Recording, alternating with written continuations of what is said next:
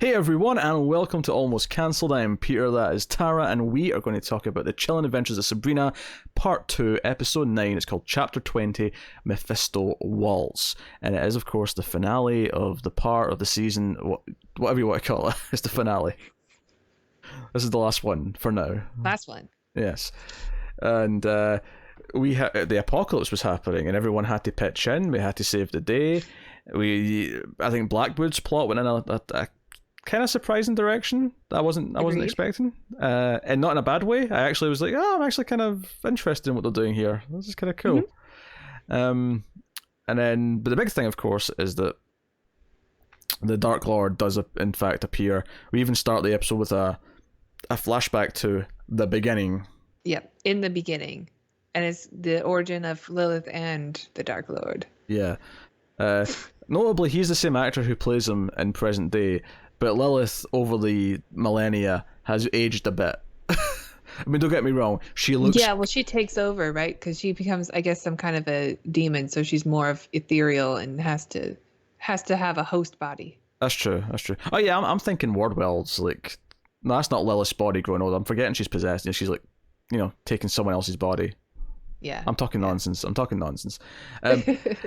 So they have to try and combat this. Okay, what do we do? And it's actually the mortals. It's Harvey, Theo, and Roz who end up going to the caves, because there's literally a door in the caves that's going to open when hell's going to be unleashed, and they're trying to do something to stop it. And Harvey's like, dynamite, and I'm like, it's magic. What do you think dynamite's going to? Some rubble's going to stop the armies of hell? Yeah, I like that they made Greendale special though, for the reason that they did, because Greendale is like the anti-Eden, which makes sense. It's consistent with the other terminology they've been using. Yeah, anti-Eden. Which means it's... Go ahead. I was going to say, and also Sabrina's the anti-Jesus. Yes. But it's the spot where Lucifer fell as an angel, and he remained there. So that is the entrance to hell, I suppose. Yeah. I like the look of all the anti-Eden stuff too. Everything was just barren and dry, and it also lifeless. It explains why so much weird stuff comes to Greendale, why so much weird stuff happens in Greendale. A lot like the hit television show Buffy the Vampire Slayer, which had a hellmouth under the high school, which explained... That's what it was. Yeah. I was trying to remember the term hellmouth. Yes, you knew it was coming, right? I wasn't holding that in. So. Harvey and that go into the cave. Sabrina tries to kind of think of a way around what the Dark Lord's planning. She tells her aunts, because her aunts are ready, because they're busy with Blackwood when she first walks in, but then their attention shifts, and it's like, and I kind of like the Zelda immediately, because Zelda's been so pro Dark Lord since the start of the show. The minute it's about protecting Sabrina, screw the Dark Lord, we're fighting back. Yeah, she even refers to her as a child bride, which I thought was interesting, since she was all about her, being a part of whatever that True Blood episode was. Well, that wasn't marriage. When it comes to marriage, this is a bigger deal. yeah. Marriage is serious business, but orgies, oh no, that's just go into that before you're ready. You're 16. Go ahead. Yeah. It's about time you had your first orgy. I've got so many jokes I want to crack, but I'm not doing it. So yeah, I kind of like that. It plays true to Zelda's maybe arc this season as well, where she has become more aware of the misogyny essentially that's around the church, and it's like, yeah, I mean, you never would have expected her to turn against the Dark Lord in the beginning. Not at all. She was the most devoted of all the Spellmans. Absolutely. So her being this adamant and saying, no, we're fighting this. Because Lilith shows up, and both the aunts and Ambrose are they all get their magic force fields out. They're ready to fight because they know who she is now. Shot. We don't really usually see magic in that way on this show. Magic usually just is some kind of conjuring spell, but you don't actually see it look like a shield almost. Yeah, whereas this was completely no, we're ready to fight like the Avengers right now. We're going for it.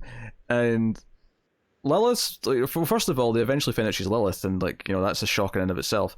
But she's like, yeah, I'm all for killing the bastard. I was supposed to get the crown. I was supposed to sit by his side. I want Mm-hmm. it, so I'll help you take care of him, and I just want those things, and I'll run hell, and we can live with that, right? Yeah. And I think it's true to the setup that they've been going for the episode 1 or chapter 2, episode 1. I don't know. Part 2, episode 1. Whatever the first episode was for this season. This is I why really get frustrated by this whole chapter thing. Yeah, this is why you call it season 2, episodes 1 through 9. That's why you do it. It's so simple. Right. Like Well, every other they've been show. setting up this whole, going against the patriarchy from the beginning. And now, what better way to do that than to actually go after the Dark Lord and replace it with the Queen? It happens both in hell and in the church by the end of the episode. By the end, Zelda is the high priestess. She kind of just gives herself that title. I mean, technically, she did marry the high priest and he's pissed off. So, yeah, I suppose it does fall to her in a way, but no one's arguing with her. Yeah. Sure, go for it, Zelda. I think so too. Plus, whatever's left of the coven is not that many people. I feel like you have to explain that joke again, just in case. They're like, coven? Yeah. Who's... Is that not how you say it? Tara is referencing well, it's not a mockumentary, it's a documentary, but like in my heart I feel like it feels like it should be a mockumentary. You can't believe these people are real. Yeah, it's a documentary called American Movie where they make a horror film. A bunch of people, I think in like Wisconsin area, make a horror movie, and it's called Coven. Because coven sounds too much like oven. Yeah, so that can't be a real thing. So where was I? Yes. All right. So they're all going to try and fight back. Sabrina has her first big meeting with the Dark Lord, and we basically have Sabrina, I am your father. We have that moment, and at first I was like, "What, really?" But as they went on about it, and it was because I was like, "Wait, did her mother have an affair?" But the more they talked about it, later scenes with the aunts, I'm like, "No, this is basically just like Jesus. This is they couldn't have a kid. Satan impregnated her, and she's the well, he's the Antichrist, but she is the Antichrist, I guess." The terminology is getting confusing, but she's the anti-Jesus. She's the anti-goddamn Jesus. No pun intended. And so it's fun. So this is where we get a big reveal. We get a big reveal during this scene that we've been kind of guessing might happen for a little while, and that is that Nick has been working for the Dark Lord in some capacity, because he says, Nicholas, and he comes walking out, and I don't really mind the reveal because we were expecting it. There was like a music sting here though that made it feel like it was supposed to be a big shock to us, and I'm like, this guys, come on. Yeah, they've kind of been. He was just too perfect all the time, and he did seem like he was hiding something to me. Yeah, and of course he has kind of a redemption at the end, although he's now damned to hell. Well, at least for a while. Through his redemption. But he sacrifices himself. Yeah. For the good of humanity. He tries to make amends. And for love. Yeah.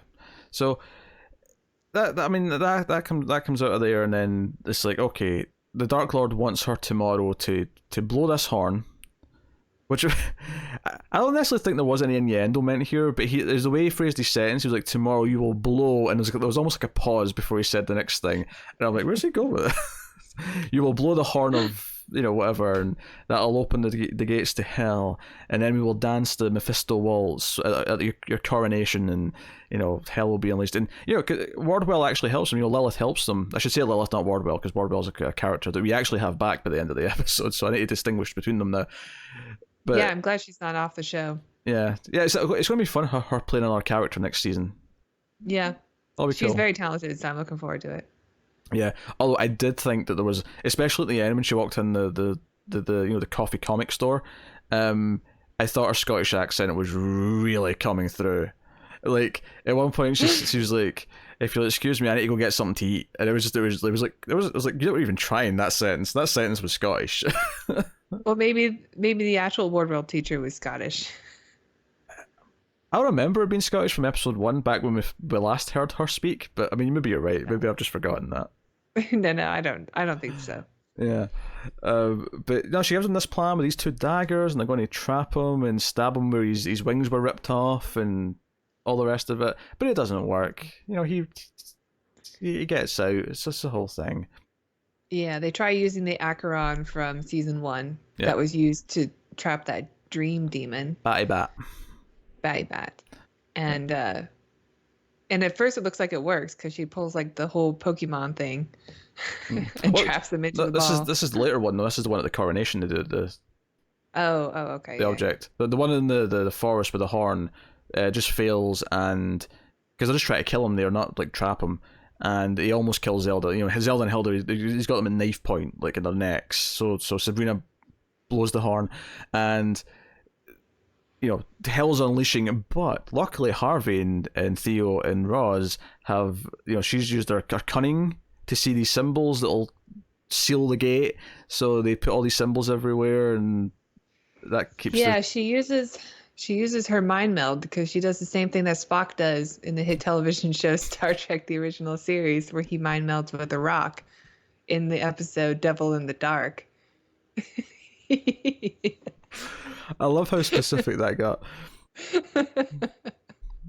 It's a very famous episode. Yeah, I've seen it. I like that episode, in fact. Yeah, it's really good. But she mind melds with rocks now, and it gives her symbols, and they immediately jump to, this is a way to keep the locked door locked. I thought that was a bit strange. Like, why would you assume that it would do that? Because the cunning's always been like helpful, I guess. Okay, maybe, yeah. I just assumed like it could mean anything. Like it could unlock the door even. Like, why would you? Yeah. I don't know if you would take that chance. It's funny. I was cracking a Hellmouth joke earlier, but like at one point in the episode when they're at the cave entrance, and I think it's when Lilith comes in and sort of retrieves them. You can see some like tentacles coming through the door, and that's actually really reminiscent of like when the Hellmouth opens in Buffy. Like, there's like tentacles coming up from the bottom of the library. Mild spoilers: the Hellmouth's under the library, right? Like, I mean, it's not a big deal, but. Like, it reminded me of that. I'm like, this is really, and I swore. See, at the end of the episode, you know, when it's the four of them in the diner, or not diner, the coffee shop, right? It's a coffee shop and a comic shop. I don't know what to call it. I don't know. I don't know if there's a name for it. Yeah, but those, I mean, these do exist. You get these combo places. It's like a bookstore plus a coffee shop. That's like a common thing. I don't know what you call them as a whole. But anyway, so they're sitting there and like they're all kind of unified in a team, and Sabrina's like, "Oh, you guys like saved the world this weekend. Like, you guys did that." And like, "Yeah, we're a team. We're like a club." And then Harvey's like, "I've thought of a name," and I thought he was going to say Scooby Gang. I really did. I thought he did too. I thought he was going to say it too. And he said the Fright Club or something like that. The Fright Club. Yeah. Yeah. And I'm like, it's the Fight Club. It's Fright Club. Yeah. That's something a teenage boy would come up with. A teenage boy in 2019, though? Yeah, maybe not. I feel like... Is Fight Club a big deal amongst the high schoolers these days? I don't know. I feel like Whiplash is probably the Fight Club of, like 16-year-olds just now. Maybe. I don't know why I went to Whiplash, but that was the first one that came to mind. Yeah, maybe. Oh, it's so intense. The drumming's so cool, and yeah, this is what the movie's really about. It's about obsession and determination. And You just don't get it, man. He needs to be pushed. That's how genius is made. Yeah, I got it. Hell, I would throw a chair at Miles Teller too, so I'm not even going to judge JK Simmons. So. No, I mean, so we have this scene at the end, and it's really funny because I think we were just talking about it last episode. I said I really want them to be a Scooby Gang next season. I want them to be unified on this, and that the end of this episode is we're a Scooby Gang now. We're going to do missions and stuff now. I like how it ended too on Sabrina saying what their next mission is going to be. That they're going to go get Nick back. Yeah, we're going to go get my boyfriend out of hell. Cut to credits. Like that was awesome. Yeah, no, it was a good cut. It was a good cut, and obviously we got the Wardwell return here, and because the two things that Lilith does when she becomes the Queen of Hell is she gives Sabrina her witch powers back, presumably not the superpowers, which were all the stuff she had last episode that were ridiculous and over the top. I'm sure it's her older ones where she has to use incantations again. Makes sense. But the second thing is that Wardwell's back, and it's almost like even Lilith kind of get redeemed a little bit there by like giving Wardwell a life back, just a little bit. I mean, she did a lot of awful stuff. She's not completely scot free here, but I have to say, I'm still a little bit confused about how her involvement like ran throughout the show. Like, did she cause the apocalypse because she wanted to, or was she trying to prevent it? At one, I couldn't understand her motivations No, I back and think forth. she was trying to cause it because she believed that like she was doing this for the Dark Lord and she would become queen with the Dark Lord at the end. But over the course of the season, it became clearer and clearer that Sabrina herself was going to become the queen. And let's not even get into the whole. She's going to be both the queen and the daughter of the Dark Lord. That's just not. Yeah, not cool. Creepy business. Creepy business. And he's like, you can call me dad in private, but Dark Lord in public, or or Lucifer Morningstar. So I messaged you when I was watching it at one point, and I said, well, I messaged you twice. One was as eye candy for you because there was a lot of like man butt in this. The other one was when I did enjoy it when they break out into song and dance at the start of the coronation. I was like, the musical number was a ballsy touch. Yeah, it's like this. It's a Phantom of the Opera song. Very, very interesting choice. Mm-hmm. I mean, the song is a fine choice, but like, interesting choice to break out into a musical number. It wasn't bad. Like they did a good job. It just seemed very out of place. It caught me off guard, but like the scene played out, and obviously it's like, okay, the only thing better than the what do we call it, the doohickey, the thing that's not quite the Hellraiser puzzle box, the Acheron, thank you.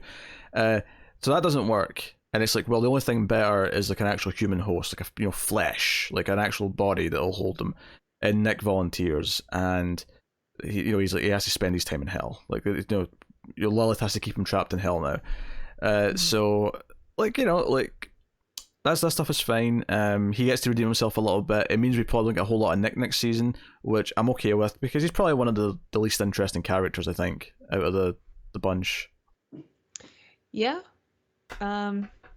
Yeah, he was okay. I just was suspicious of him like the whole time. So maybe I just didn't give him a chance. But now that I know what his arc is, well, we'll see what he can do with his next season. Yeah. If I have any complaints, honestly, it would maybe be that Lucifer himself.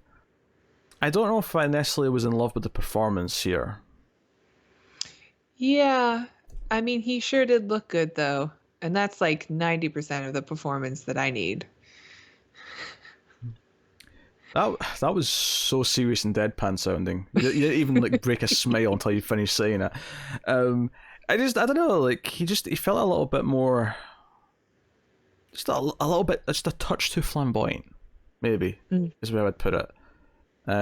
Too like overly dramatic. I wasn't getting menacing. Okay. It was maybe just. Okay, I can see that. I don't quite say he was chewing the scenery because I don't think he was like terrible or anything like that. He wasn't doing that, but it just. I almost think that he looked the right sort of thing. You want this seductive guy, right? That's what Lucifer should be.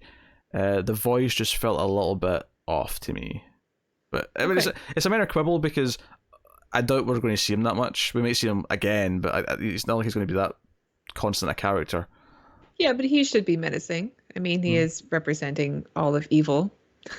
Well, we should talk about his interaction with Blackwood, because Blackwood gets all excited. He's like, oh, Prudence, come with me to talk to the Dark Lord. Yeah. And the Dark Lord's like, Judas, that prick, no, you still worship me. And for the record, your new boss is Sabrina Spellman.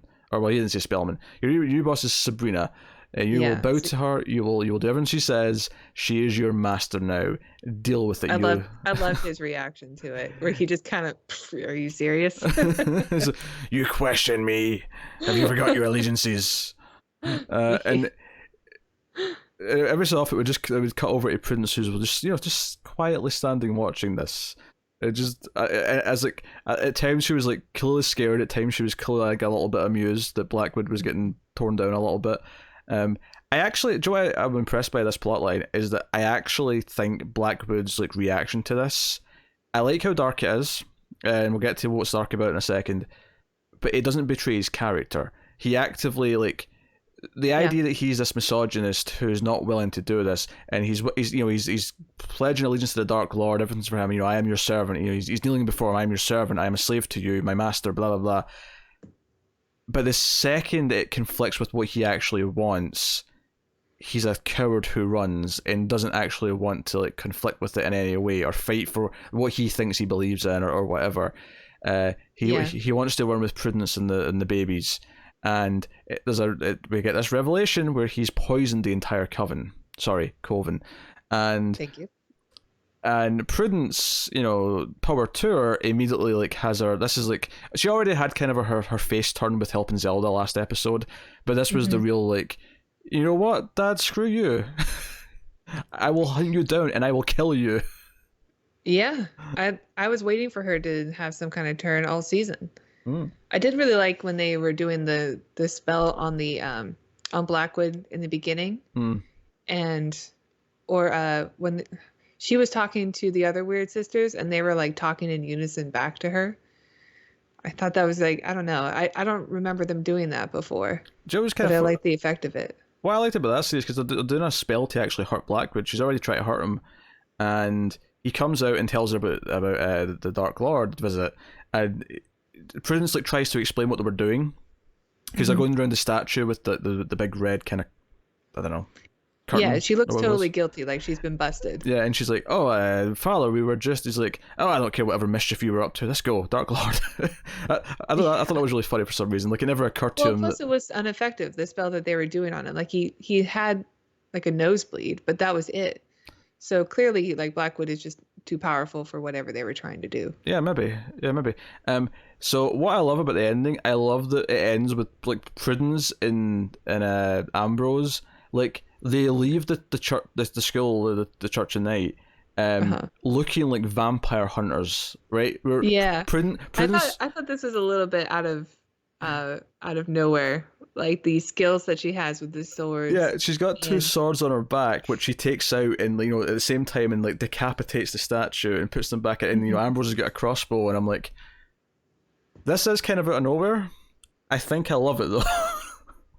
I'll say that I am excited to see the Blackwell storyline, and I want Prudence to get her comeuppance. But it was a little goofy to me. When you say her comeuppance, you mean his comeuppance, like her to his comeuppance. Yeah. Well, yeah, I want her to cause his comeuppance. Yeah, I want it. Yeah. Yeah, you want her to succeed in her mission. I want her to do it. Yes. Or Zelda. I almost quoted the Water Boy of all things there. You can do it. I would have known it. Cut his effing head off. It's a Rob Schneider line from the Water Boy as well. What has become of me? Oh my god. I apologize. You have like thousands of movies you could reference from that I know you've seen. That was the thing that popped out of my head though, was that scene. I'm like, because that's not a good movie. Like I'm not advocating for the Water Boy in any way, shape, or form. I want that to be clear. Right. But I really like this because I felt like the episode left off in a place where I'm excited to see Zelda take control of the Coven. I'm excited to see Prudence and Ambrose hunt down Blackwood like proper, like badass, like bounty hunter style. I'm excited to see Sabrina and her team be more of a Scooby Gang. Like everything's left off in a place where I'm like, yeah, this is kind of what I want from season 3. All this stuff feels cool. And I'm excited also that Wardwell's story like came to a conclusion, and yet we still get her. No, I agree. I love that we get to keep her around, but it's not her exactly. And we may see Lilith again occasionally when we go into hell or whatever, but at least for now, Nick and Lilith and the Dark Lord are going to be off the show for a bit. I expect to see them again eventually, but not like right away. It'll be like, we'll build up getting into hell. They'll have to come up with a plan and whatever. Yeah. Well, if she's given Wardwell back, I wonder if she's going to have the same form. That's true. When they go into hell. It's one of those things, though. I think they're going to want her to be in that form just so they can use Michelle Gomez, even though it makes no sense that she's still Michelle Gomez. I hope they do too, because I like her. Yeah. Even with the accent that slips, I still think she's pretty great. Oh yeah, I wouldn't trade her just because the accent slips. If anything, I'm just like, why can't Lilith or Wardwell just be Scottish? Like, there's nothing about her that says she has to be like native. Yeah, it's weird. I don't know, but whatever. It's like if you're worried that people won't understand her accent, I'm like, her accent's coming through like half the time anyway. I wouldn't like that ship has sailed. The ship has sailed. Yep. Oh dear. I like the finale though. Like I like where it left off. Like almost everything. And I like that they acknowledge that Salem needs to be more a part of it too. Yeah, the four of us are a team, and then meow. Sorry, it's five. Salem's involved, and do you know what I loved about that moment is I don't think up until this point like Harvey and the others realized that Salem was like smarter than an actual cat because Harvey looks over because They did have a reaction like, oh, is she talking to the cat? Does the cat understand her? I would love if like. I mean, obviously, I want the cat to talk. Like that's number one goal. But if we don't get that, I hope we get more of the cat in the sense that maybe sometimes she'll send Salem with Harvey and Co. like to protect them because she just get magic, whereas they don't. So it's like, no, Salem, you go protect my mortal friends. So we'll get Harvey and that talking to Salem. Even the Salem that we did get in this chapter or part season. Even the little bits that we did get of him, he was kind of sassy. Like every time he spoke, and he was acting sassy to Sabrina. Yeah, she was always Nick explaining herself. Yeah, she was always explaining herself like he was. Fill in the blanks of dialogue to where maybe he's giving her some shit, the way the old Salem would. I just want more of it. I want more Salem. I want more too, and I want him to be sassy and give her a hard time. And I want to watch him eat something. Get a voice actor. Do you know what? Just get a classy voice actor. Get the voice actor from the 90s show. Just do it. The fans want it. It's fine. We don't need the animatronic. I wouldn't say no yet, but we don't need it. Just have it. No. The cat can talk. I agree. I'm all for it. I mean, the show's good, but that would make it incredible. Do you know what's funny? I'm looking back at this season now. I'm calling it a season, this part. And I'm thinking that overall I'm quite happy with this part. I think this part for the most part improved the show. And there's a couple of little nitpicks here, a couple episodes that felt like maybe a little off, but I loved the introduction of the evangelists or the angels. I loved what they did with Lilith. I love where they've left off everything for season 3. My only real complaints would be that Nick's a bit dull. Roz and Harvey's relationship is kind of weird just because, like, really, like, is this a real thing that's going to happen for a long time? I'm still just skeptic because of, Harvey and Sabrina are going to be together, so it's hard for me to invest in it because I know it's going to end. Yeah, absolutely. And yeah, I think for the most part it really worked out. And I suppose like them like bringing back the Batty Bat stuff and last episode's finding out that 2 of the prophecies were from season 1. It's like, okay, it really was one big 20 episode season. Like, in a lot of ways it was, and that's fine. But they'll just call it season 1 and 2, just for the ease of talking about it. Just make it easy. See, because I hope the next one is just called Part 3. If the next I'm curious on what it's going to be for season 3. If the next one's called Season 2 Part 1, I'm going to riot. I don't want it. Anyway, so did you like the season overall? Did you think it was an improvement? Overall, yeah. I'm definitely more positive on this season than I was the last season. The first season when it was over, I thought, well, that was a fun watch, and I'm definitely going to watch season 2 because I like this world a lot. Every time we got some backstory to just witches and that universe that they're building. I liked learning more about it. The production design was really, because that's not, I mean, I think I've spoken about this since episode 1, like with Connor, but like I think it's worth reiterating here at the end of the 20 episodes that I think I love the look of the house, the sets, the town. It looks like a good show unless it's doing that blurry thing, which to its credit, it really toned down over the course of the episodes. I feel like it only happened once or twice per episode by the time we got to the end. I agree. Yeah. Because right back at the start of the show, it used to do it in dialogue scenes and it was infuriating. At least now it seems to just be the odd establishing shot of the house or something like that. It's never like... Yeah. And I think I noticed it like when there was a spell activated that they triggered that effect. So maybe that's been the point the whole time. I mean, that it's supposed to tell you that there's something magic protecting it, but it was just very distracting. It just looked like there was something on the lens of the camera they were using. I mean, so they needed to wipe it. That may be the logic behind it, and that's okay if it is. But if your technique's distracting, then you shouldn't be using it. You should do something else. Yeah, something more subtle. Totally agree. So, But no, I liked the season a lot. I thought Kieran Shipka was very good. I like most of the cast, to be fair. Like, most of them were solid. Yeah, I don't think there's really a dud in the cast. Some of them are kind of over actors, but like Ambrose, I have a difficult time. Like he definitely seems like he's in a different show. The guy who plays him. I kind of like though when she's like, "Can anyone in here smell?" And they all just look over at Ambrose, and he's like, "Yeah, okay, fine, I can smell." No, I like his character. I do. I think they did a better job with the tone of the show by the end of this season as well. It does. These last few episodes were really pretty strong. Yeah, I would say so. Joe, I think it is. I think it did that thing that a lot of shows do, where they kind of find their feet over the course of the season, and sometimes not until season 2. And this was kind of is it the back half of season 1? Is it season 2? Whatever you want to call it. By the end of it, it feels like the show that they've set up at the end of season 2 is kind of the show that they wanted to get to, and this has all been prologue building up to now we have the team who are unified. They want to work together to like defeat evil stuff. So I imagine we probably have a few standalone episodes next time where it's like, okay, there's like a mummy in town. Our team are going to band together and take on the mummy or something like that. Like I can see us doing fun stuff like that. Yeah, I would say though the only complaints that I really have for this season is that it did feel pretty fast. A lot of the things that they set up just concluded really quickly, and it might be because they have that overarching storyline of the apocalypse, but they also want to do like the monster of the week thing. And I would get really excited because they would introduce something that's very interesting that I would think would last a bit longer, and then it's immediately over. I kind of wanted. There was some storylines I really just thought, well, this is really interesting, and even if it lasts the entire season, like I want to see where this goes.